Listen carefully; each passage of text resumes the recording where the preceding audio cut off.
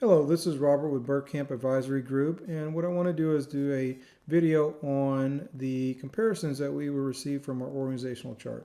So if I click on Menu and go to our org chart and open this up, what we want to do is look at those metrics. So let me expand it out from the standpoint and click on the particular organization. So in this case, what we want to do is if we scroll down, and we talked about some of the other details previously in previous videos, but if I look at my department trends, so I can look here and see my department, and each one of these you can see a 78% happy within the department, 48% performing well, and then 78% meeting their potential. So if I wanted to drill into this information, I have this option to click on here, and then from there I can really look to see how we look as a whole within our organization. So if I'm looking at this comparison, this is individuals that are happy within the organization. So, and remember too, from this standpoint, the employees have really entered this information in. So once we get it, we can really go in and drill in a little bit or drill in further to look to see from this standpoint on their morale is good, how are they doing with their sick leaves, and also are they a key employee for organization. So as you look, this is certainly the where you want to be because everyone is happy with the organization, or at least 78% based off there. So just that's I'd say a very good aspect to really look at. The other thing that we want to do as we work off of this, we could look and see from the 78%, 48%, it seem like we need to take a look at that for performance. Our potential 73% based off there. What I want to focus on too, which is kind of alarming as you look at those, are the talent trends. So remember, the talent trends are based off what you're doing as an employee, your qualifications that you're doing, and how you meet and how you meeting those expectations within your particular position. Also is associated with those weekly or monthly check-ins that you would have. So if we come here, we can see above expectations, our employees 48%. That really is a good sign for us. Satisfactory 31%. But below expectations is probably what I want to focus on for this time. And then we also have potential we could look at too, and it'll be in previous videos. But let's look at this below expectations.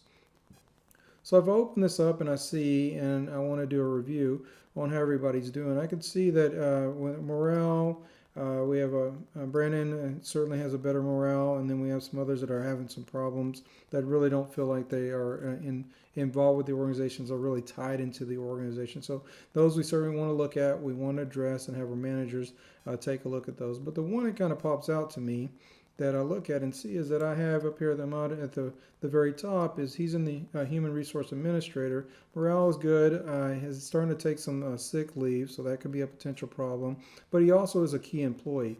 So if I'm an executive manager or supervisor, I probably want to click on this and drill down a little bit more to see more information about this particular employee.